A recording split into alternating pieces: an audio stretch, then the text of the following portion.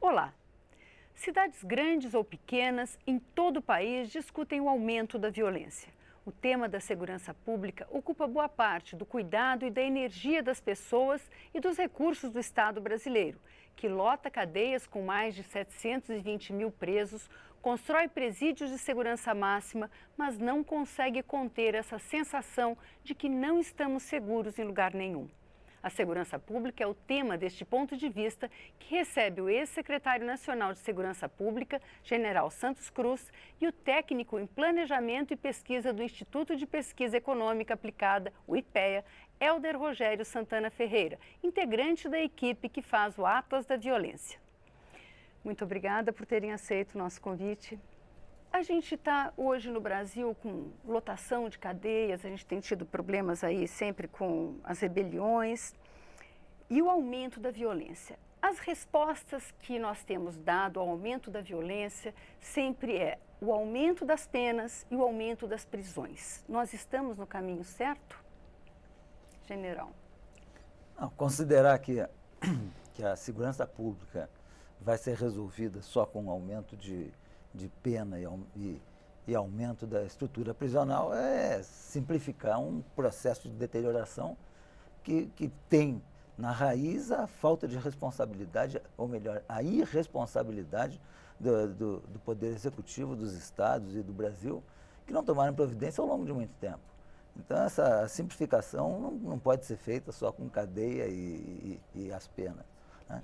Você tem principalmente a parte de competência de governo, na parte de alocação de recursos, na parte de exemplos na sociedade.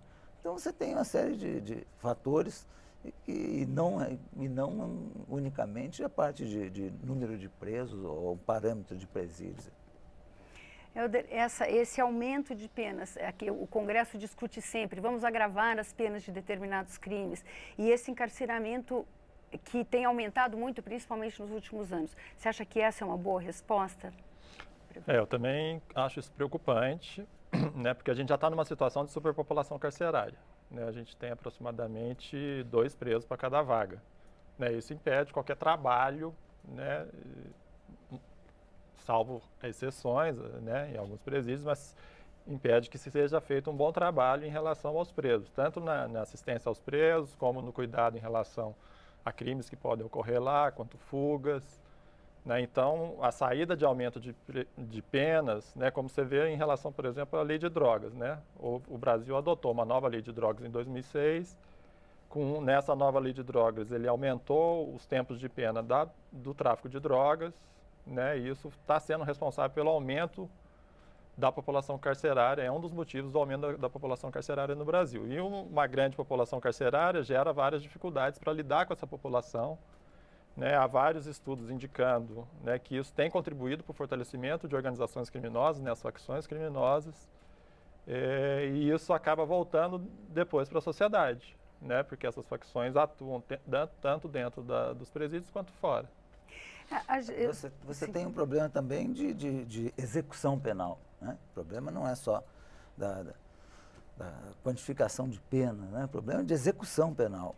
Você tem casos que o sujeito matou, por exemplo, a mulher com 4, 5 tiros, você tem o autor, você não precisa muita perícia, você não tem a arma do crime e demora 12, 13 anos para o elemento ir para a prisão.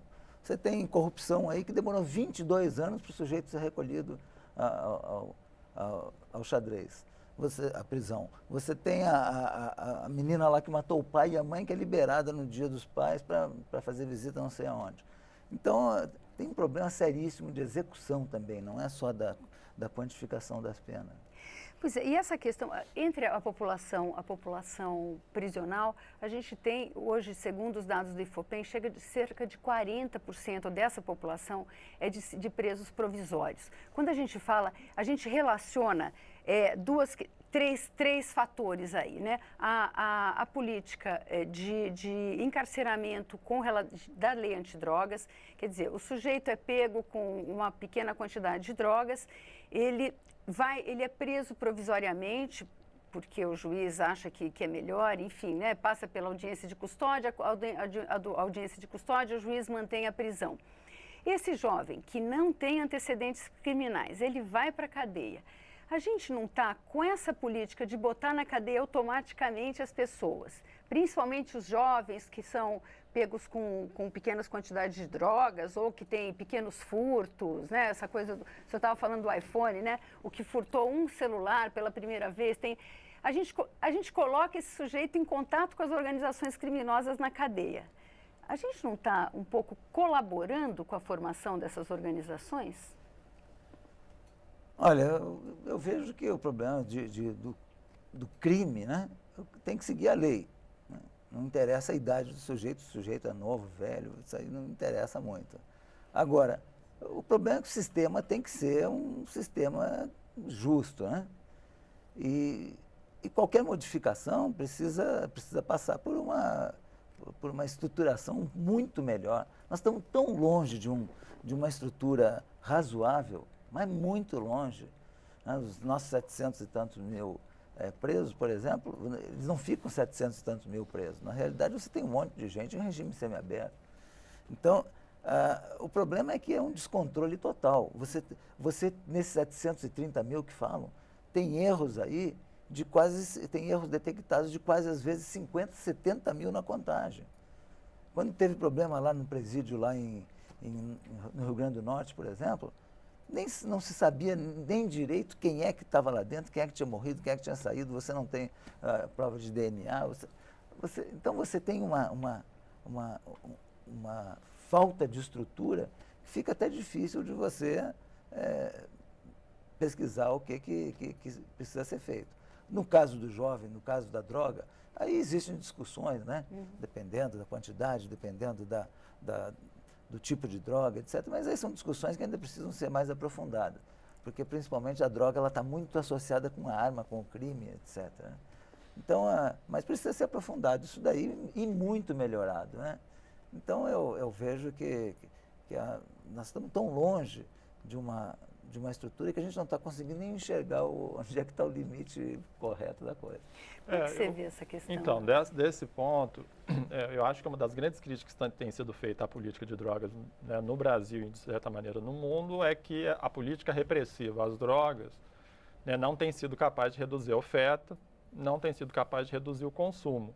Né? Então, alguns países estão discutindo a questão de descriminalizações, né, alguns têm tentado algumas pequenas iniciativas em relação à maconha, por exemplo.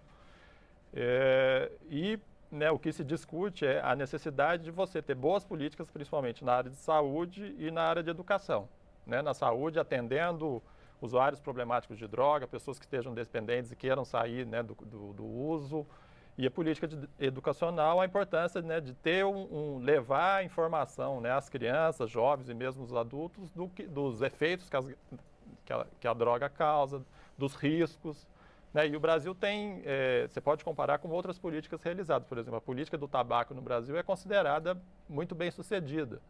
E é uma política que foram feitas restrições em relação, por exemplo, à propaganda, campanhas, né? As escolas contribuíram muito em relação aos efeitos prejudiciais do tabaco.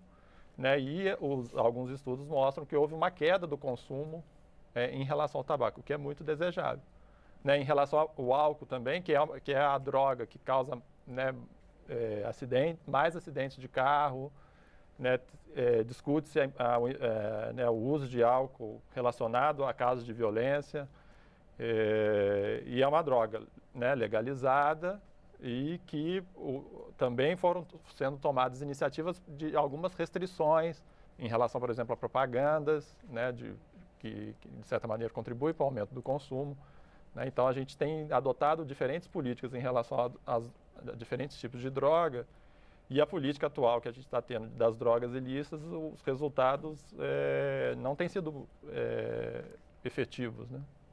Mas em relação a todos os pequenos delitos, quer dizer, o Brasil não deveria implementar uma política maior de desencarceramento, quer dizer, de penas mais brandas, de formas alternativas de resolução de conflito, de evitar que se tenha a primeira entrada no sistema carcerário de pessoas que têm delitos menores?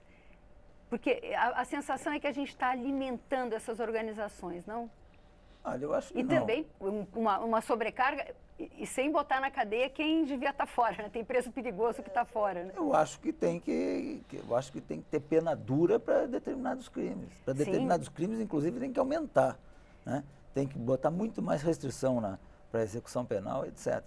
E tem outros casos que você pode até discutir, eu acho que deve até discutir abrandamento em certos casos. Agora, no geral, falar em abrandamento no Brasil é perigoso. Num país onde você tem o crime começando no mais alto nível da administração, muitas vezes, né? Às vezes no poder executivo de alguns estados, etc., famosos aí. Então, eu acho que discutir abrandamento tem que ser para casos muito específicos. No geral, aquilo que afeta diretamente a população, eu acho que tem que inclusive intensificar a repressão. Eu acho que, né, eu vejo discussões, por exemplo, de tentar utilizar a pena de prisões para crimes mais graves, né? Então, a gente está tendo, né, o Brasil entrou na aplicação de penas e medidas alternativas, né? Eu acho que já existe, por exemplo, prestação de serviço comunitário, prestação de penas pecuniárias, né? Penas pecuniárias, por exemplo, né, multas, por exemplo, para determinados casos de corrupção, por exemplo. Eu acho que interessa muito mais aos brasileiros que a pessoa, né, se consiga através de multas e penas pecuniárias, trazer de volta boa parte do dinheiro que foi desviado, né, do que a pessoa passar 10, 12, 20 anos dentro de uma prisão, né? Eu acho que, né, não é deixar de responsabilizar, deixar de aplicar penas, mas acho que a gente tem que direcionar melhor frente à situação que a gente está enfrentando, né, de ter uma superpopulação carcerária e de saber que não dá para tentar responder ao crime apenas com o sistema de justiça criminal. Né, a gente tem conhecimento de uma fração do número de crimes que ocorrem no país, né? Às vezes, inclusive, né, muitos crimes são conhecidos conforme certas políticas, certas ações que são realizadas, né? Então, por exemplo, essa questão que você estava colocando, né, da prisão de traficantes que são varejistas, pequenos traficantes, né, de rua. E não os grandes empresários que são envolvidos, né, que estão atuando no atacado, trabalhando com grandes carregamentos de droga que abastece esse mercado varejista. Isso acaba acontecendo por quê? Porque no Brasil a gente tem uma estrutura da polícia muito centrada no policiamento ostensivo, né, que fica sabendo de determinadas denúncias, ou os próprios policiais verificam, né, o uso de drogas e fazem abordagem e eventualmente levam aquelas pessoas, né, para a delegacia, onde são indiciadas por tráfico de drogas e vão seguir o caminho das prisões. Né? E, infelizmente, não tem essa ação, né? As quadrilhas ou mesmo o mercado do negócio de drogas simplesmente substitua aquela pessoa por outra, né? Tem um poder forte de aliciamento nesse sentido. Então, por isso que a gente tem que atuar em outras políticas preventivas também. Tem que oferecer oportunidades, né? Temos que atuar em relação, né, à educação, né, trabalho, cultura, tem várias ações de prevenção que têm que ser realizadas, que não dá para esperar só que o sistema de justiça criminal dê conta de tudo isso. Agora, falando dos crimes mais graves, o Brasil tem um índice de assassinatos que é de guerra civil, né? 60 mil assassinatos no ano é um índice dos maiores do mundo. É possível uma política específica de contenção de assassinatos? Porque isso vem associado com baixíssimo índice de resolução. É possível estabelecer uma política para combater especificamente os assassinatos? Você tem que ver o tipo de crime, né? Eu vejo 2 crimes assim gravíssimos no Brasil hoje que afetam a sociedade de maneira absurda, um verdadeiro câncer, né? O primeiro deles é corrupção. Corrupção ela está intimamente ligada com a violência. Por quê? Porque ela rouba só dinheiro público. Corrupção é um crime que envolve dinheiro público. Não existe corrupção com dinheiro privado. Com dinheiro privado existe negócios mal feitos, etc. Agora, A corrupção não, ela rouba dinheiro da educação, ela rouba o dinheiro da saúde, ela rouba o dinheiro da segurança pública. Então a corrupção ela tem e o corrupto ele normalmente além da incompetência ele é tolerante com qualquer tipo de crime para cobertar aquilo que ele está fazendo. Então esse é um primeiro crime. E o segundo, esse índice de assassinato no Brasil. Esse índice de assassinato, na realidade, você tem aí um percentual, talvez quase de 90%, desses 60 mil, 65 mil, que tem alguma conexão já com o crime. Então, não significa que são 65 mil pessoas que não têm nenhuma ligação criminosa e que morrem ao ano. Não é. Isso aí, na base, está relações criminosas já existentes, né? Então você tem que ir para a base da sociedade.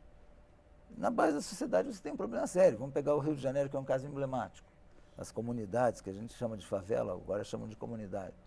Onde é que está o serviço público? Onde é que está a escola, a merenda escolar, o professor para subir, o médico para subir para o posto de saúde, tem que pedir permissão para o traficante que está de plantão na entrada da vila. Onde você, no posto de saúde, não tem a enfermeira, não tem medicamento. Onde você não tem formação profissional, você não tem limpeza de lixo, você não tem nenhum outro serviço público. Não tem transporte, não tem nada, tem que ficar na mão da van, da milícia, etc. Então você tem na raiz desses 65 mil, você tem uma omissão e uma incompetência histórica. Você vai fazer uma operação, por exemplo, no Rio de Janeiro, vai cumprir um mandato de busca numa comunidade daquela. Você não consegue, são 500 anos de falta de responsabilidade que criou uma estrutura urbana que não tem trânsito para ambulância, não tem trânsito para polícia, não tem trânsito para transporte público, não tem nada. Quer dizer, é um ambiente propício para esse submundo fazer o controle daquilo. Então, esses 65 mil tem essa característica, né? Um grande percentual já envolvido no crime e esse envolvimento ele só vai se desvincular se você tiver outras referências, se você tiver o poder público realmente prestando serviço público e não o que a gente está vendo aí. Inclusive, o IPEA tem um estudo que mostra que a cada 1% de redução na taxa de desemprego dos homens, você tem uma queda, a taxa de homicídio cai 2%, né? Um pouco mais de 2%, né? Um número assombroso, né? Nesse sentido do serviço. Mas é possível uma taxa de diminuição do número de homicídios? Alguns estados tentaram políticas efetivas de investigação e de punição de homicídios, né? Por exemplo, né, são citados aí algumas experiências que foram consideradas bem-sucedidas. Por exemplo, o Pacto pela Vida em Pernambuco, né, do ex-governador Eduardo Campos. Né, algumas características daquela política, ou seja, o envolvimento do governador, né, tentando articular, né, os secretários das diferentes políticas, cobrando resultados, com planejamento, com metas, né, tentando trabalhar tanto a questão da prevenção e prevenção social, quanto a questão da repressão qualificada, né, a prisão de determinadas pessoas com mandado de prisão em relação ao homicídio, por exemplo. Né, então, um trabalho articulado, planejado, com cobrança de metas e resultados, acompanhado pelo poder político, né, o líder político local, eu acho que pode ter resultado sim. Né, e no caso do Brasil, pensando no Brasil como um todo, é muito importante uma articulação, né, da União, dos estados e municípios. Né, foi aprovada recentemente uma lei né, em relação ao SUSP, né, mas eu acho que ainda precisa avançar mais, estabelecer uma melhor coordenação aí, né, dos três entes, né, para você ter, de fato, políticas preventivas em relação aos homicídios. E em relação aos homicídios especificamente, a gente sabe, né, que os homicídios são concentrados. Né, uma parcela, né, em torno de 100 municípios concentram em torno de 50% dos homicídios.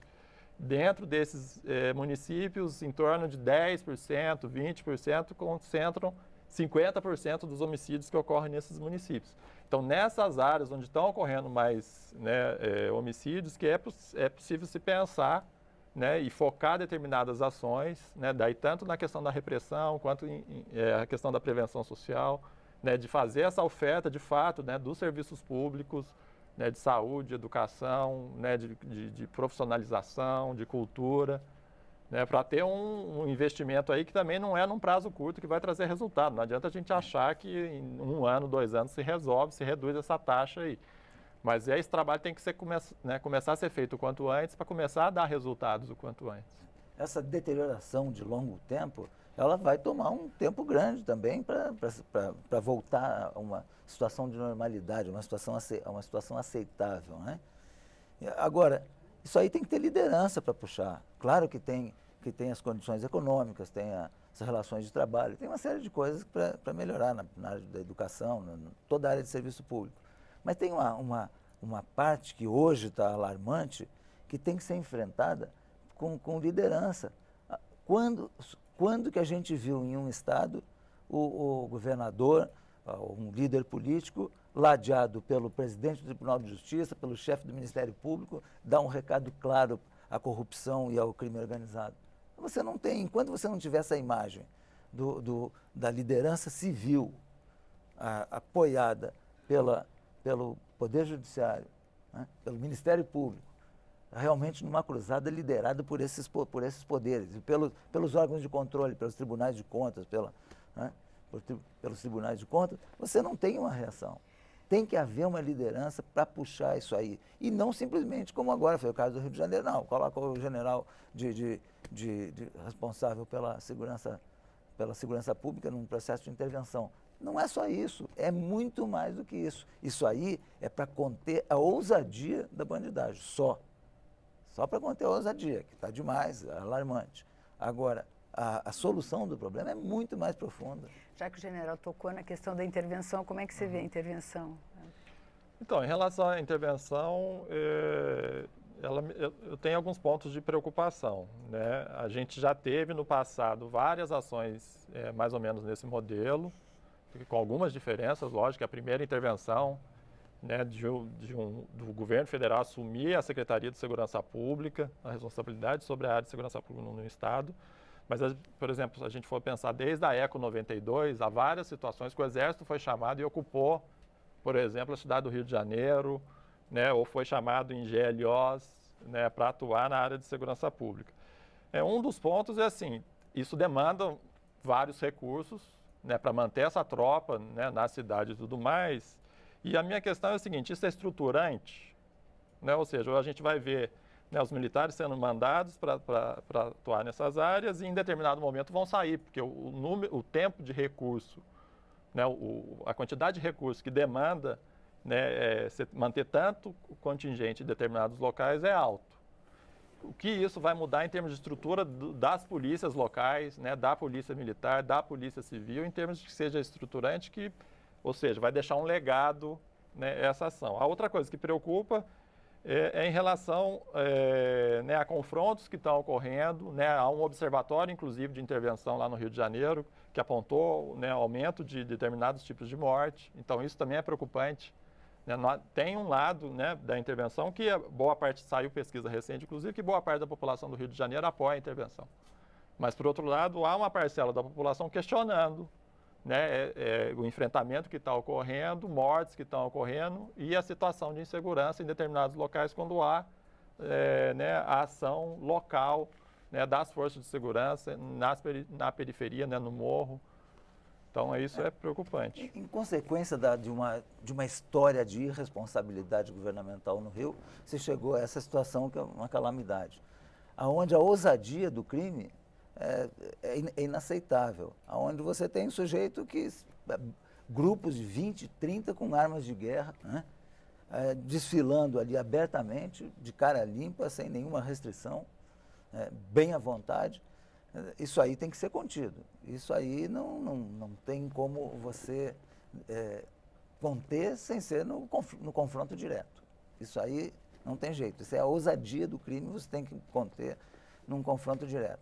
Eu também não vejo problema nenhum de exército participar em determinados momentos críticos, né? Você tem calamidades públicas, você tem uma determinada situação, como ele falou, da ECO 92, ou uma Olimpíada, né? Então, em todos os lugares do mundo o exército inglês entrou, todo mundo. Você vai hoje na França, vai nos Estados Unidos, você tem, por causa do terrorismo, patrulhas militares andando dentro do aeroporto, dentro de estação de trem.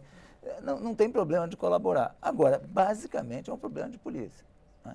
Agora, me diz uma coisa, de quem é a responsabilidade por isso? Vamos pegar nós temos um problema seríssimo de falta de responsabilização política. Você tem um governador que é o responsável pelo Estado. Por que você faz uma intervenção só na segurança pública? Para dar o direito da pessoa continuar governando sem ter responsabilidade pela segurança pública. É um presente. Governar o Rio de Janeiro, aquele lugar fantástico, maravilhoso, sem ser responsável pela segurança pública, que é o principal problema do Rio de Janeiro, eu considero um presente. Bom, então tem que haver responsabilização. Aquele que é responsável tem que responder por aquilo que está acontecendo.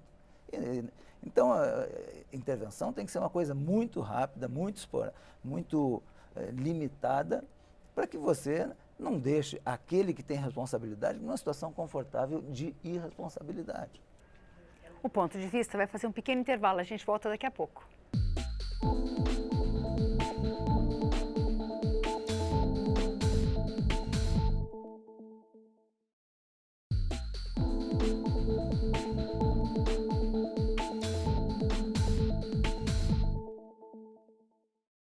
O Ponto de Vista está de volta. Nós estamos discutindo segurança pública com o general Santos Cruz e o pesquisador do IPEA, Hélder Ferreira. Este programa é parte da série Soluções para o Brasil.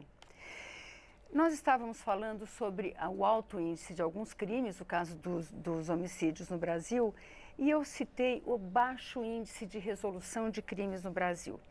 E os especialistas apontam diversos motivos. Hoje, o pessoal da Polícia Civil reclama muito da falta de recursos, do sucateamento das polícias civis em todos os estados. O pessoal da Polícia Militar tem clamado aí pela polícia de ciclo único. Eu gostaria de saber a opinião dos senhores sobre essas propostas. Vamos começar pelo Hélder.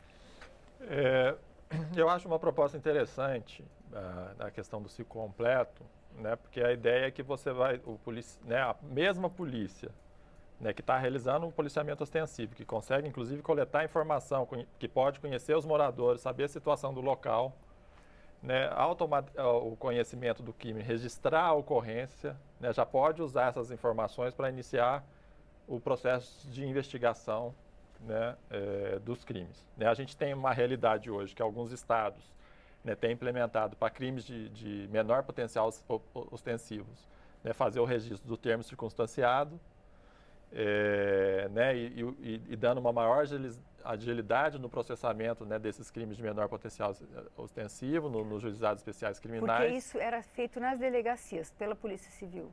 Até ter esses termos circunstanciados que são autorizados, são realizados em alguns estados, isso teve, né, mesmo os crimes de menor potencial ostensivo eram levados à delegacia, aí tem um tempo, né, e aí envolve a questão dos recursos da Polícia Civil, da capacidade da Polícia Civil atender a quantidade de crimes que são ali registrados e muitas vezes, inclusive, né, pessoas que são detidas e são levadas pela Polícia Militar, né, então tem uma perda aí de tempo, de certa maneira, uma baixa eficiência na utilização dos recursos humanos, né, de deixar os policiais militares aguardando, né, esperando a disponibilidade de escrivãos, de delegados de polícia para fazer o registro de determinadas ocorrências.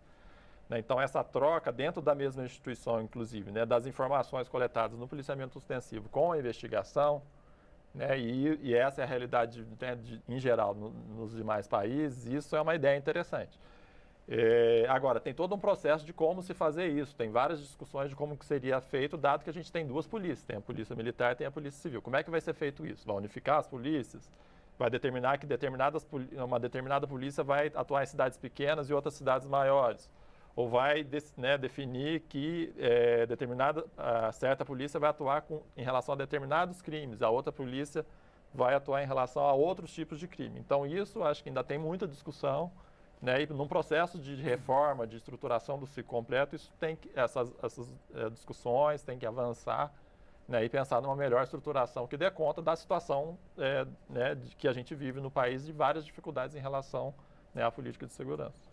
Tirando o corporativismo que que é existente aí, que impede até o prosseguimento da discussão disso hoje em dia, tem que fazer uma seleção do que é mais apropriado para a Polícia Civil, que é uma polícia puramente investigativa, é uma polícia judiciária. Né? É um crime de complexidade que exige investigação. E tem crime tem coisas que o cara roubou botijão de gás lá no bairro, etc., que até a Guarda Municipal pode resolver o problema. Então tem que fazer uma catalogação aí e ver quem é que pode ser responsável pelo quê. Agora, nós não estamos fazendo nem o básico, né? Falar em ciclo completo, quando você tem polícias que não tem efetivo, não tem qualificação, não tem equipamento, não tem viatura, não tem nada, né? Tem delegacias que não tem computador, não tem internet. Então você tem tudo isso no interior do Brasil. Então falar de ciclo completo hoje, quando a gente não está fazendo nem a lição de casa com a estrutura existente, eu acho prematuro. Agora, com relação à Polícia Civil, o índice de resolução de crimes no Brasil é muito baixo. O índice de resolução... Por quê? Tem como mudar isso? Claro que tem. O índice de resolução é baixo por quê? Tem estados aí que os governadores não fizeram concurso público durante muitos anos, cerca de 20 anos. A Polícia Civil está com 30% do efetivo previsto. Como que ela vai ter capacidade investigativa? Você pega no Rio de Janeiro hoje, inclusive no Rio de Janeiro, a Polícia Civil está com cerca de 50% do efetivo que ela tinha em 1990. Então, você tem um primeiro problema que é de efetivo, porque os estados os governos estaduais não fizeram concurso, não qualificaram novos agentes. Primeiro ponto.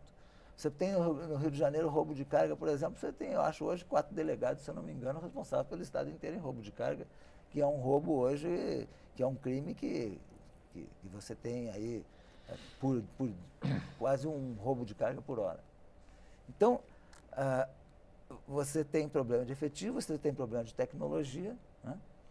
Onde, por exemplo, controle de armamento. Você tem 2 sistemas de controle de armamento, os 2 não se falam entre si e o policial não tem acesso ao sistema. Ele pega alguém com uma arma, ele tem que mandar um ofício ou para a Polícia Federal ou para o Exército para saber a situação daquela arma, vai receber a resposta 3 meses depois.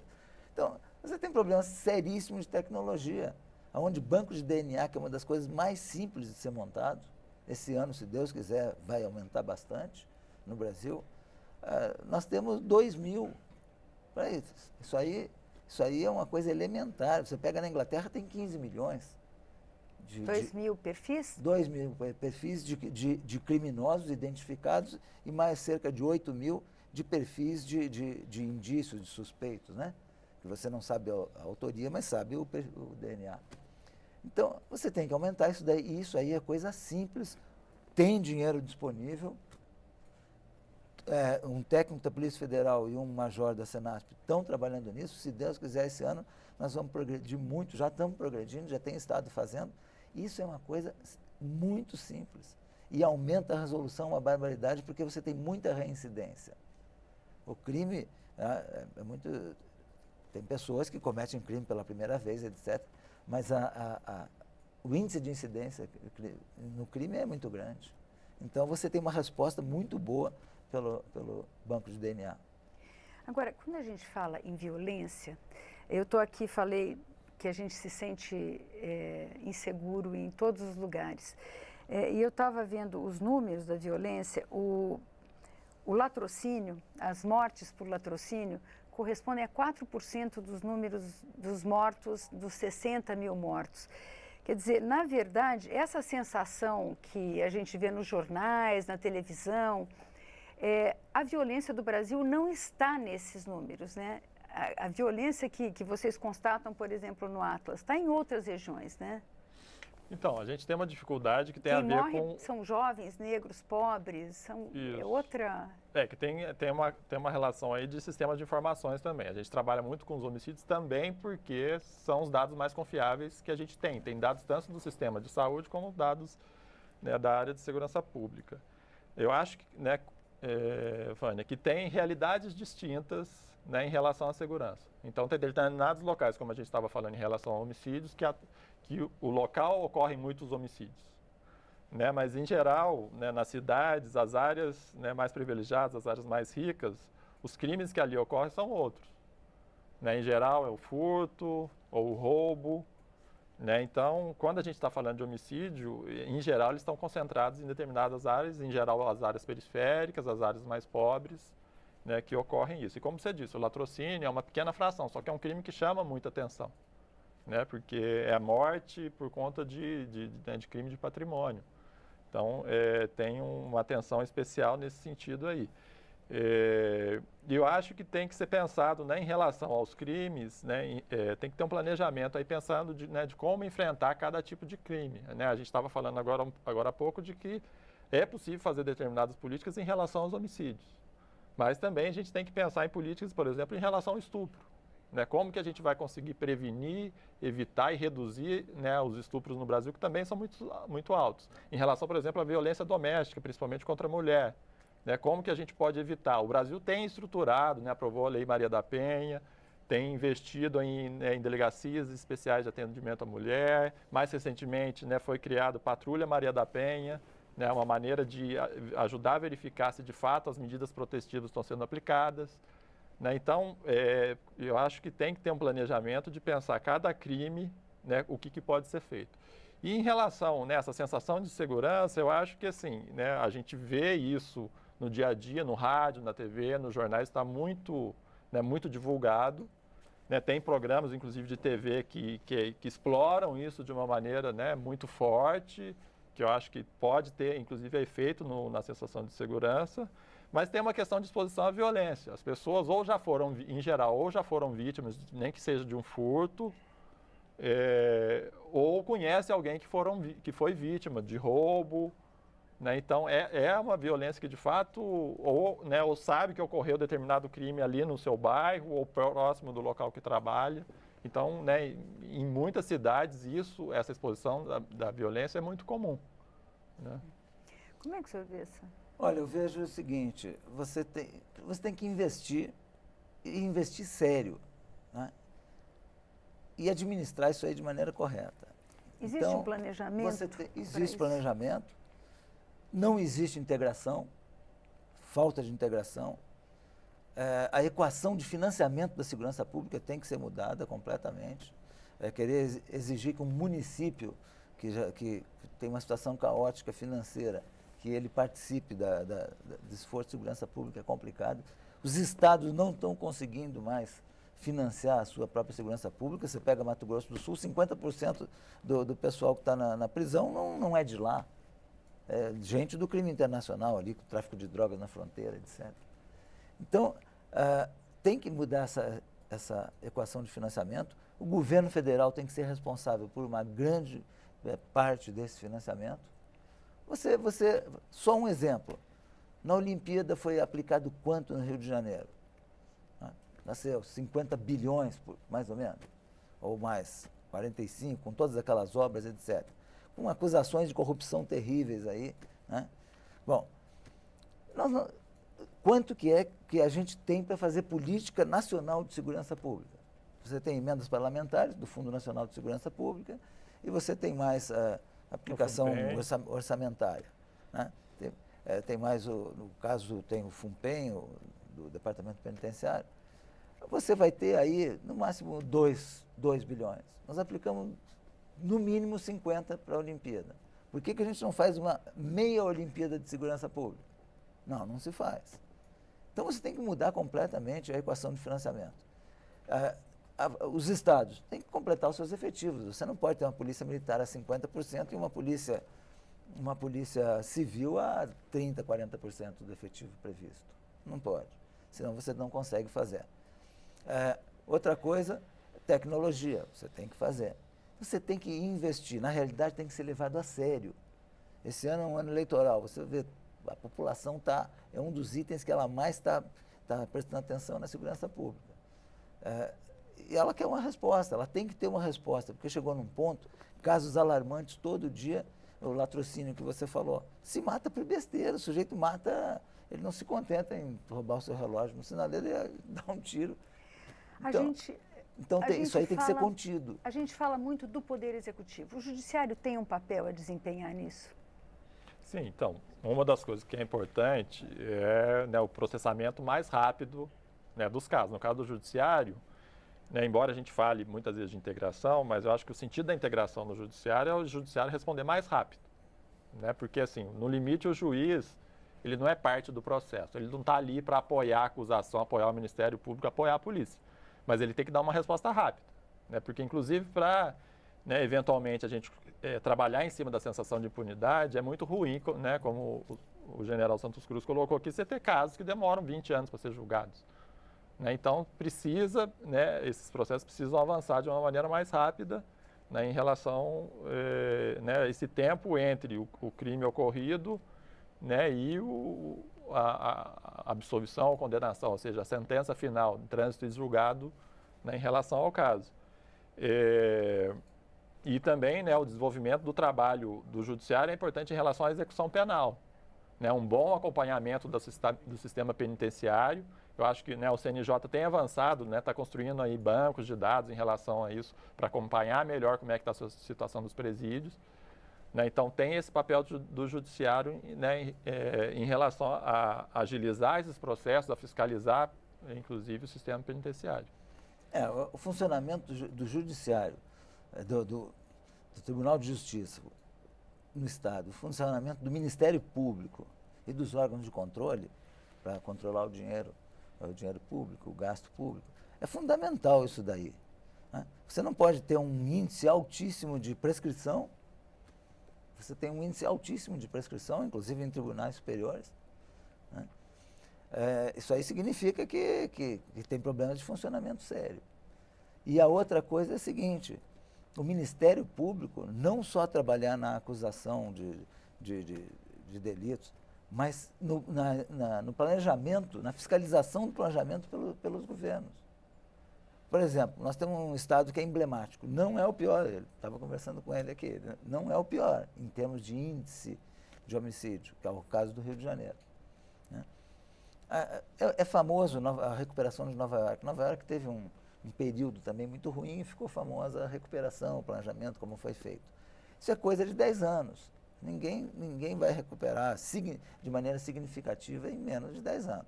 Né? Uma deterioração daquele porte que nós temos em vários estados brasileiros. Cadê o planejamento estratégico para isso?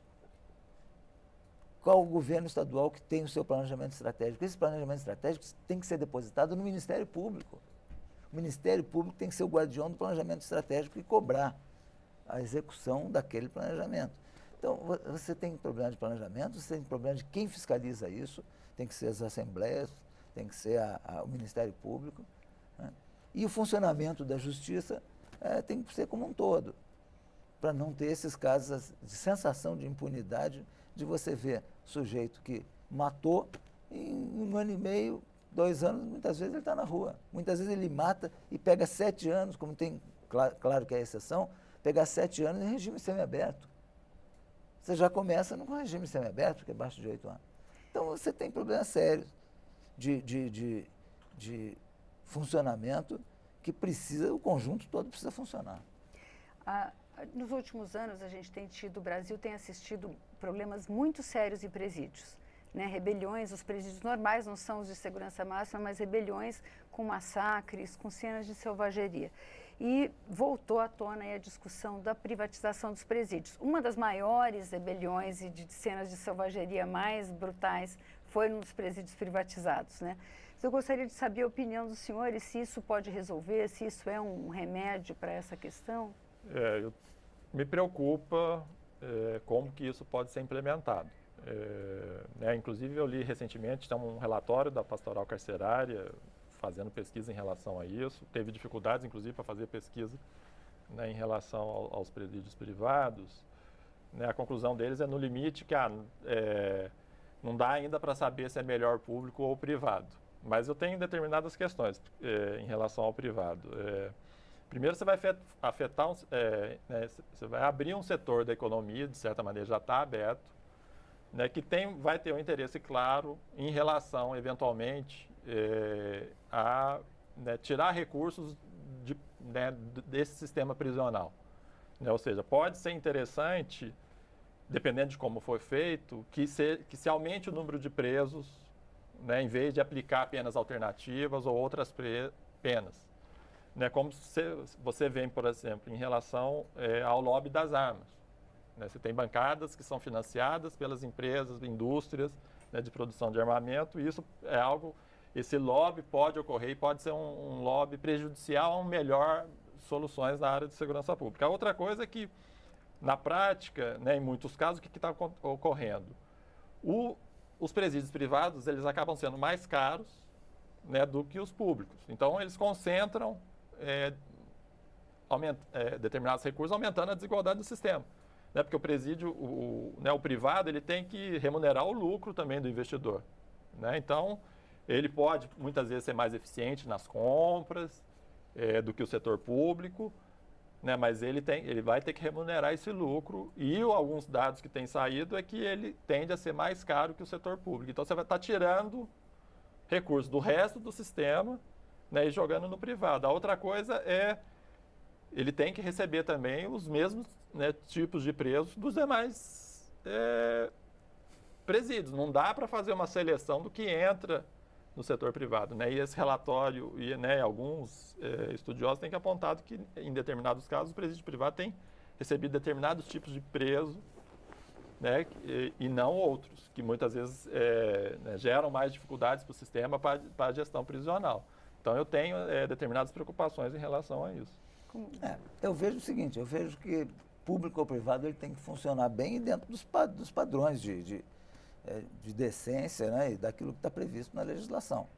O sujeito está preso, ele tem uma dignidade ali que tem que ser mantida, já tem as condições para isso aí está tudo previsto em lei e não funciona do jeito que está previsto. Então, o problema é de funcionamento. Para mim, ele pode ser privado, ele pode ser público, mas ele tem que funcionar bem. O que não pode é a gente ter situações como teve lá 2 anos atrás, teve lá no Nordeste, acho que foi Alcaçuz, né, no Rio Grande do Norte, com gente decapitando, esquartejando gente dentro do presídio. Era um presídio onde as portas não eram fechadas da cela. Ficava todo mundo perambulando o dia inteiro por dentro do presídio, sem nenhum sistema de controle, sem nenhuma disciplina. Né? Felizmente, hoje a situação mudou completamente, tem até daqui de Brasília, ele está lá, trabalhando lá, fizeram uma reforma no presídio, está funcionando de maneira exemplar. Mas não era assim. E não era assim na frente de todo mundo. E dessa maneira tem muitos presídios no Brasil. Sejam eles governamentais ou não, ou privados, o importante é que funcione bem e que as autoridades que têm que fiscalizar esse serviço público têm que apertar aqueles que são responsáveis por isso. É uma questão de responsabilidade, porque o sistema é simplesmente infernal em alguns locais. Deve ser pior que o inferno. Muito obrigada, Helder Ferreira. Muito obrigada, general. O ponto de vista termina aqui. Hoje nós conversamos sobre os problemas e políticas de segurança pública no Brasil com o general Carlos Alberto dos Santos Cruz e o pesquisador do IPEA, Helder Rogério Santana Ferreira.